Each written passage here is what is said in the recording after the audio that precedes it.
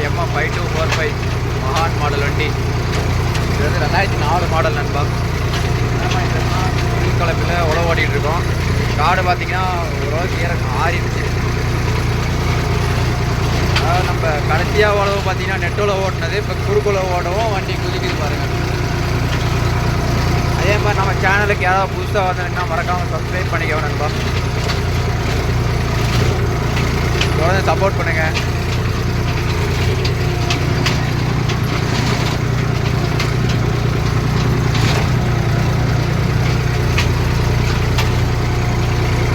வண்டியில் வச்சுருக்க ஆர்பிஎம்னு பார்த்தீங்கன்னா 1350 ஆர்பிஎம். Low top. அதாவது இந்த வண்டி பார்த்தீங்கன்னா ஹை பஸ்ஸில் ஓவர் ஸ்பீடாக போகுது. ஆனால் ஹை பஸ்லேயே ஓட்டுவோம். இப்போ வண்டி குதிக்கிறனால ஹை பஸ்ஸில் ஓட்டுறது இல்லை. இதே ரெண்டாவது சால் பார்த்தீங்கன்னா ஹை பஸ்ஸில் தான் ஓட்டுவேன்.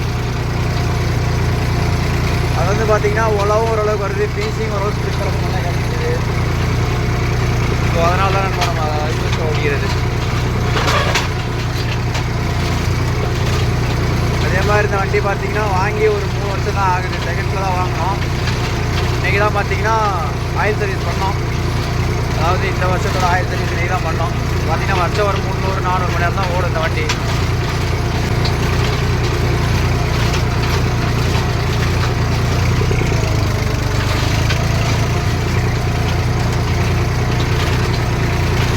அதே மாதிரி நம்ம சேனலில் தொடர்ந்து பார்த்தீங்கன்னா த்ரெஷர் வீடியோ வரும். அதாவது மல்டி கிராப் த்ரெஷர், கதிரடிக்கும் இயந்திரம், ஒரு ஹார்வெஸ்டர் வீடியோஸ் இதெல்லாம் தொடர்ந்து போடுவோம். அதே போல் ப்ரெஷரை பற்றி இன்னும் சில பேருக்கு எதுவும் தெரியாது. தெரிஞ்சவங்களும் இருக்கீங்க, தெரியாதவங்களும் இருக்கீங்க. ஸோ அதை பற்றி ஒரு ரிவ்யூ கொடுக்கலான்னு இருக்கேன். அடுத்தடுத்த வீடியோவில் எல்லாம் போடலான்னு இருக்கேன்ப்பா. இது பார்த்தீங்கன்னா ஒரு 4 ஏக்கருக்கு மேலே வரும். மேலே இருக்க வயல் வந்து பார்த்துட்டிங்கன்னா அது ஓட்டியாச்சு. அதை பார்த்திங்கன்னா இதை கூட கொஞ்சம் கெட்டியாக இருந்தது மண். அதாவது போன ஒரு கையில் பிடிச்சிட்டு வண்டி ஓட்ட முடியல. இப்போ வந்து பார்த்திங்கன்னா நான் அப்படியே வச்சு ஹைட்ராலிக் செக் பண்ணியிருக்கேன்னா பார்த்துக்கோங்க.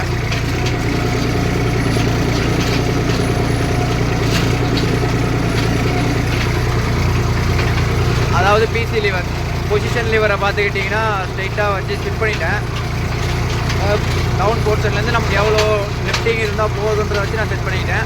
அதுக்கப்புறம் டிராஃப்ட் பார்த்திங்கன்னா நம்ம அட்ஜஸ்ட் பண்ணி ஓட்டுவோம் மேனுவலாக. இதாவது பார்த்திங்கன்னா நம்ம அட்ஜஸ்ட் பண்ணுற அளவுக்கு லைட்டாக கொஞ்சம் அந்த எண்டில் வச்சுட்டேன். பார்த்திங்கன்னா நான் ஒரு கையில் ஸ்டேரிங் மட்டும் தான் பிடிச்சிட்டு ஓட்டுறேன், இன்னொரு கையில் ஃபோனை பிடிச்சிட்டு இருக்கேன், வீடியோ எடுத்துகிட்டு இருக்கேன். இது வந்து சென்சிங் போகாதான்னு கேட்குங்க. கண்டிப்பாக போகாது, சென்சிங் எதுவும் ஆகாது. இதே பார்த்துட்டிங்கன்னா நீங்கள் ஆம்புகளப்பெல்லாம் ஓட்டினீங்கன்னா நீங்கள் டிராஃப்டில் கையை வச்சுட்டு தான் ஓட்டியே ஆகணும்.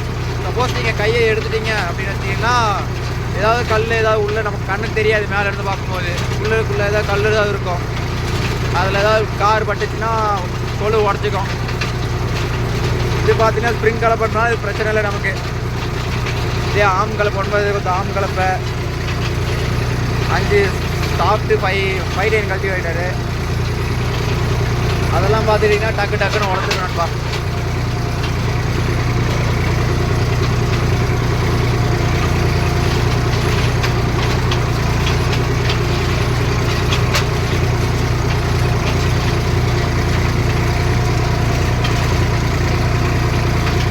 அதே போல் இந்த வண்டியில் பார்த்துக்கிட்டிங்கன்னா normal steering, double clutch, normal break. இது 2004 மாடல். அப்போ வந்ததில் இதெல்லாம் டாப் வேரியன்ட்டு. அதாவது அப்பயே பவர் ஸ்டியரிங்லாம் இருந்தது, லோவர் ஹெச்பிலாம் கொடுத்ததில்லை. 50 ஜானியில் 5310 நோவோ, அப்புறம் மகேந்திரா பார்த்துட்டிங்கன்னா 555 அல்ட்ரா இந்த மாதிரி மாடல்ஸ்லாம் வந்துருந்தது. இந்த மாதிரி லோவர் ஹெச்பி கேட்டகரி, அதாவது 50 ஹெச்பி கேட்டகரிலாம் இப்போ மேக்ஸிமம் கிடையாது. ஏன்னா 555 அல்ட்ராவும் 50 கேட்டகரியில் வரும், 53 ஹெச்பி வரும். அதாவது இந்த பேசிக் மாடல்ஸ் பவர் ஸ்டேரிங்லாம் அப்போ கிடையாது 2004. இப்போ பார்த்துக்கிட்டிங்கன்னா எல்லா வண்டியும் பவர் ஸ்டேரிங் கொடுக்க ஆரம்பிச்சிட்டாங்க.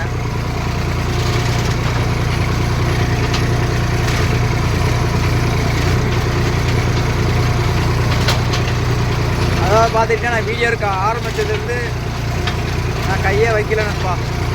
ஹைட்ராலிக் லிவரில் நான் கையே வைக்க கிடையாது. வீடியோ ஸ்டார்டிங்லேருந்து அதுவே தான் ஓடிக்கிட்டு வருது. ஸ்டியரிங் மட்டும் தான் கண்ட்ரோல் பண்ணிட்டு போயிட்டுருக்கேன். அதாவது மேலே டாப்லிங்கில் கடன்னு இடிக்கிறதோ அந்த பிரச்சனை எதுவுமே கிடையாது. நார்மலாக தான் ஓடிக்கிட்டு இருக்கு. இதில் சென்சிங்னு பார்த்தீங்கன்னா சிங்கிள் ஹோல் சென்சிங், அதாவது நமக்கு பிரச்சனை இல்லை. இதே ட்ரிபிள் ஹோல்ஸ் வரும், அதாவது low sensing, medium sensing, high sensing. அதெல்லாம் பார்த்துக்கிட்டிங்கன்னா இப்போ இந்த ஸ்ப்ரிங் கல்டிவேட்டர்லாம் மீடியம் சென்சிங்கில் தான் போட்டு ஓட்டணும். நீங்கள் ரொட்டாவேட்டர் ஓட்டுறீங்க அப்படின்னா லோ சென்சிங்கில் போட்டுக்கலாம். ரொட்டாவேட்டரு, மல்ச்சரு,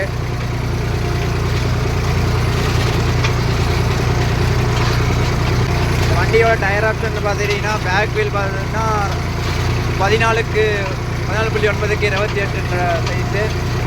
ஃப்ரண்ட்டு பார்த்துக்கிட்டிங்கன்னா 6.16. நாலுமே ரீடயர் தான், இது ஒரிஜினல் டயர்லாம் கிடையாது. நாலுமே ரீடயர் தான். பேக் பார்த்திங்கன்னா வண்டியில் வந்தது ஒரிஜினல் டயராக வந்தது. First belt. ஃப்ரண்ட்டு பார்த்திங்கன்னா அதுவும் ஃபஸ்ட்டு பெல்ட் தான், MRF belt. Back TVS belt. இந்த வண்டியோட மைலேஜ் அப்படின்னு பார்த்திங்கன்னா இந்த ஸ்ப்ரிங் கலப்பிக்கு மணிக்கு ஒரு 3.25 லிட்டர், 3 to 3.25 அவ்வளோதான் போகுது. இதுவே இவ்வளோ நாள் த்ரெஷரில் ஓடிக்கிட்டு இருந்துச்சு இந்த வண்டி. 2.4 ஒன்று இருக்குது, அது பார்த்திங்கன்னா இன்றைக்கி அதில் த்ரெஷரை மாட்டி விட்டு இந்த வண்டி எடுத்துகிட்டு வந்துட்டேன். அது இந்த வண்டி உழவு ஓடுறது கொஞ்சம் நல்லாயிருக்கும் அந்த வண்டியை கம்பெனி. அது ஆயில் பிரேக்கு நார்மல் ஸ்டேரிங் தான் அந்த வண்டி, ஆனாலும் அதில் ஒரு சாட்டிஸ்ஃபேக்ஷன் கிடையாது நமக்கு.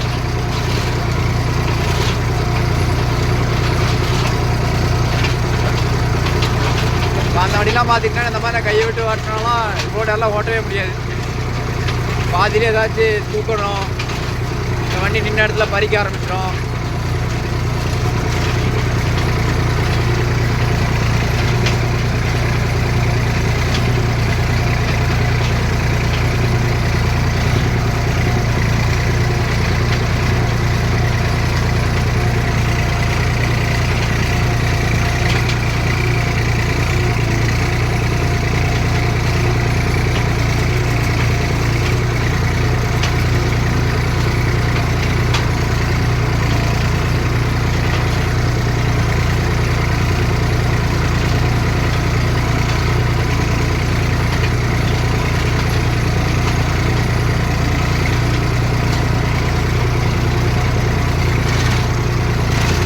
வண்டியை பார்த்துக்கிட்டிங்கன்னா இன்றைக்கி தான் நம்ம ஆயில் சர்வீஸ் பண்ணோம். ஆயில் சர்வீஸ்னால் எங்கேயும் ஒர்க் ஷாப்பு மெக்கானிக்கில் யாச்சும் இல்லை, அதான் நானே பண்ணிட்டேன். சிம்பிள் தான் ஆயில் சர்வீஸ்லாம். என்ன, இன்ஜின் ஆயில் மட்டும் சேஞ்ச் பண்ணணும். அதுக்கப்புறம் பார்த்துக்கிட்டிங்கன்னா டீசல் ஃபில்டர் மாற்றணும். அட்டை ஃபில்டர், துணி ஃபில்டர் ரெண்டுருக்கும், ப்ரைமரி ஃபில்டர், செகண்டரி ஃபில்டர், இது ரெண்டுத்தையும் மாற்றணும். அதுக்கப்புறம் ஏர் ஃபில்டர் க்ளீன் பண்ணி போடணும். இது வந்து பார்த்திங்கன்னா oil bath type air filter. இது ட்ரை டைப்பாக இருந்தால் அது ஒரு 1500 மணி நேரம் இல்லை 1000 மணி நேரத்துக்கு ஒரு டைமே ஃபில்டரே சேஞ்ச் பண்ணுவாங்க. நம்ம அப்படி இல்லை, ப்ரீ கிளீனர் எப்பயும் மூலம் க்ளீன் பண்ணிவிட்டு கீழே ஆயில் கப்பு இருக்கும், ஒரு காட்டுற வெயிட் பண்ணுங்கள். இதுதான் நம்ம ஆயில் கப்பு. இந்த ஆயில் கப்பில் பார்த்துக்கிட்டிங்கன்னா உள்ளே ஒரு ஃபில்டர் இருக்கும். அந்த ஃபில்டர் எடுத்து அதை டீசலு இல்லை கெரோசின் ஏதாச்சும் க்ளீன் பண்ணிவிட்டு அதுக்கப்புறம் பார்த்துக்கிட்டிங்கன்னா உள்ளே ஒரு அந்த கப்பு இருக்குல்ல, அந்த கப்லேயும் கழுவிடணும். டீசல் வச்சு ஏதாவது பழைய டீசல் வச்சு ஏதாவது கழுவிட்டோம்னா உள்ளே இருக்க டஸ்ட்டு எல்லாம் வெளியே வந்துடும். அதுக்கப்புறம் நீங்கள் திரும்பவும் இன்ஜின் ஆயில் வாங்குறீங்கன்னா அதில் எக்ஸ்ட்ரா இருக்கும். இன்ஜினுக்கு பார்த்துட்டிங்கன்னா 7.5 லிட்டர், அதாவது 7 லிட்டர் தான் போடுவாங்க. 7 to 7.5 லிட்டர் வரும். நாங்கள் வாங்கின ஆயில்னு பார்த்துட்டிங்கன்னா வீடால் ஆயில்.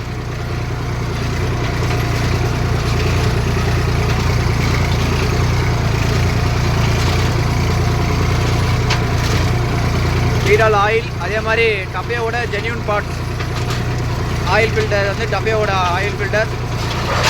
டீசல் ஃபில்டரும் பார்த்துட்டிங்கன்னா டப்பையோட டீசல் ஃபில்டர். ஆயிலும் பார்த்துட்டிங்கன்னா அதே தான் போடுவோம், டப்பையோட பிராண்ட் ஆயில் தான் போடுவோம். அதே கிடைக்கல எங்களுக்கு வெளியே. ஸோ இதுக்கு கொஞ்சம் லாங் போகணும். போதும், வீடாலே நல்லா தான் இருக்கும் அப்படின்னு மாற்றிட்டோம். முன்னாடியே போட்டிருக்கோம், ஒரு 2 வருஷத்துக்கு முன்னாடி வீடால் போட்டிருக்கோம், நல்லா தான் இருந்துருது. இதுக்கு முன்னாடி ஆயில் சர்வீஸ் பார்த்துட்டிங்கன்னா ஒரு 350 மணி நேரத்துக்கு முன்னாடி பண்ணோம். இப்போ மீட்ரு 8181 இருக்குது. 80 ஆரம்பித்தோம், 81 இருக்குது. இப்போது இந்த சர்வீஸு 80 பண்ணோம். ஃபஸ்ட்டு சர்வீஸ் பார்த்தீங்கன்னா 7800 எவ்வளவோ பண்ணோம். 7800 நண்பா, 7900 நினைக்கிறேன். அந்த டைமில் பண்ணோம். அது கூட சரியாக ஞாபகம் இல்லை எனக்கு. அப்போதுலேருந்து இப்போ வரையும் பார்த்துட்டிங்கன்னா அந்த கம்பெனியோட ஆயிலில் இருந்தது ஃபஸ்ட்டு சர்வீஸில். அது பார்த்தீங்கன்னா ஆயிலெலாம் கொஞ்சம் குறைஞ்சிருச்சு, என்னென்னு தெரில.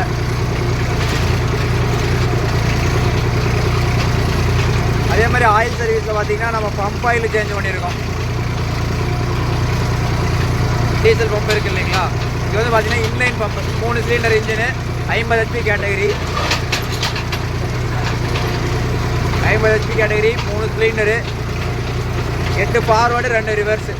அதாவது அந்த பேசிக் கியர் பாக்ஸ் தான். பெரிய கியரில் 4 கியர் இருக்கும், அது ஒரு ரிவர்ஸும் இருக்கும்.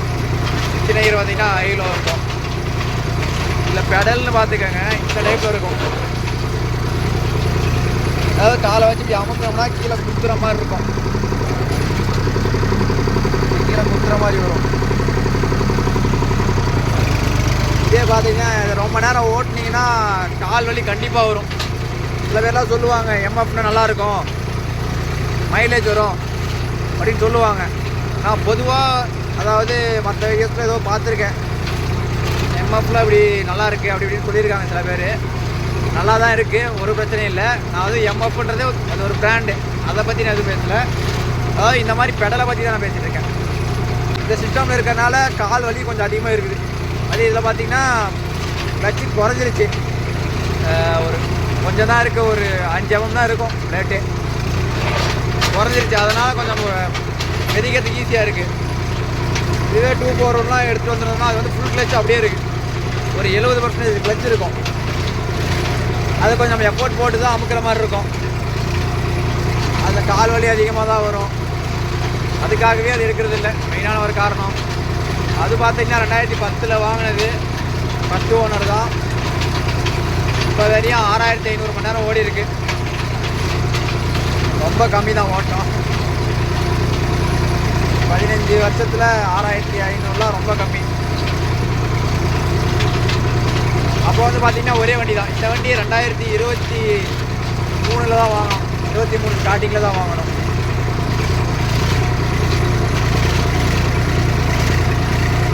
இதில் வாங்கி அப்படியெல்லாம் ஓட்ட கிடையாது, வாங்கி சில்லற வேலைலாம் இருந்தது. அதாவது first gear, second gear, third gear, 3 gear நொறுங்கிருச்சு.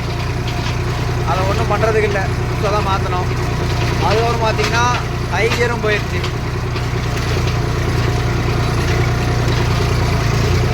Reverse gear, 4வது கியர், இது 2 தவிர மற்ற எல்லாமே மாற்றியாச்சு இருப்போம்.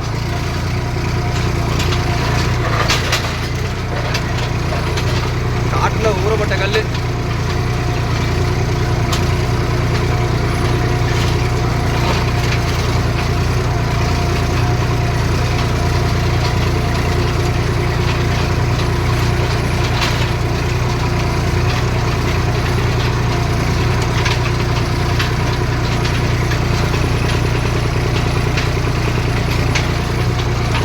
மீட்டர் வந்து மகேந்திரா மீட்டராக தெரிஞ்சிருக்கும் வீடியோவில், அது ஏன்னு சொல்கிறேன். இதில் பார்த்தீங்கன்னா டஃபையோட மீட்டர் தான் வந்தது, அது ஹவர்ஸ் பட்டு தான் ஓடிச்சு. அனலாக், அதாவது அனலாக் மீட்டரில் ஹவர்ஸ் பட்டு தான் ஓடிட்டு இருந்தது, ஆர்பிஎம்லாம் எதுவும் காட்டலை. சரி, நம்ம ஆர்பிஎம் அன்னைக்கு தெரியாமல் எப்படி மொத்தமாக வச்சுட்டோம்னா எவ்வளோ ஆர்பிஎம் செட் பண்ண நமக்கும் தெரியாது, மைலேஜும் ட்ராப் ஆகும். அது சிக்கலில் இன்னொரு மீட்டர் வாங்கணும்.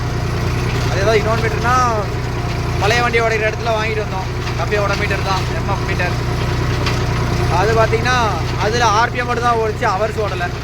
சரி, ஆயில் சர்வீஸ் எப்படி கணக்கு வைக்கிறது, வண்டி மெயின்டெனன்ஸ் சர்வீஸு, ஆயில் சர்வீஸ், அதே மாதிரி சில இடத்துல அதாவது த்ரெஷர் ஓடும்போதெல்லாம் பார்த்திங்கன்னா நாங்கள் மக்காச்சோளம்லாம் மூட்டை கணக்கில் தான் ஓட்டுவோம். ஆனால் எங்களுக்குள்ளே வண்டி எவ்வளோ நேரம் ஓடி இருக்குன்ற ஒரு கணக்கு எடுப்போம். அதுக்கெலாம் பார்த்துக்கிட்டிங்கன்னா மீட்ரு செட் ஆகலை, ஆர்பிஎம் மட்டும் வச்சுட்டு ஒன்றும் பண்ண முடியல. இது அதே மாதிரி மகேந்திரா மீட்டர் ஒன்று இருந்தது, 7800 சம்திங் இருந்துச்சு அந்த மீட்டரில். அந்த மீட்டர் ரேட் வந்து மாட்டினோம். அந்த மீட்டர் 7828 மாட்டினோம். அந்த மீட்டர் மாட்டி இப்போ 8181 ஓடி இருக்கு.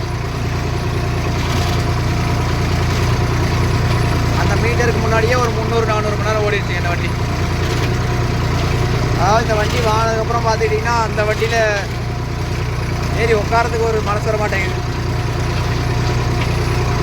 2 வண்டி பக்கத்தில் பார்த்தா நிறுத்தி வச்சுட்டு எந்த வண்டி எடுத்து ஓட்டுவேன் அப்படின்னு கேட்டால் இந்த வண்டிக்கு தான் ஏறுவோம். அப்படி இருக்கும். யாராவது ஓட்டுறவங்களா இருந்தால் எந்த வண்டியும் எடுப்பாங்க, அது நம்ம சொல்ல முடியாது.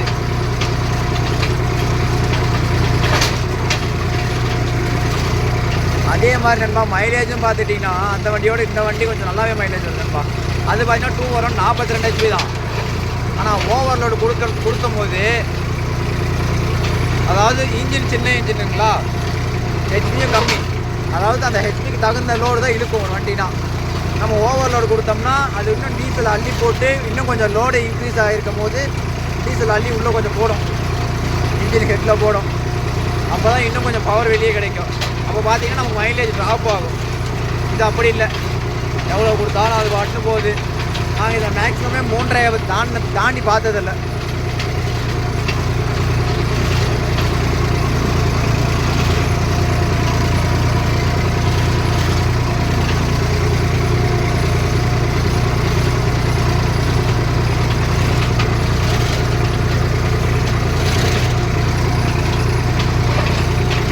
ஓகே நண்பா, நம்ம வீடியோ பிடிச்சிருந்தா ஒரு சப்ஸ்கிரைப் பண்ணுங்கள். அப்படியே இந்த வீடியோ பிடிச்சிருந்தா ஒரு லைக்கும் பண்ணிக்கோங்க. இனி அடுத்தடுத்த வர வீடியோஸ்க்கு சப்போர்ட் பண்ணுங்கள். நன்றி, வணக்கம்.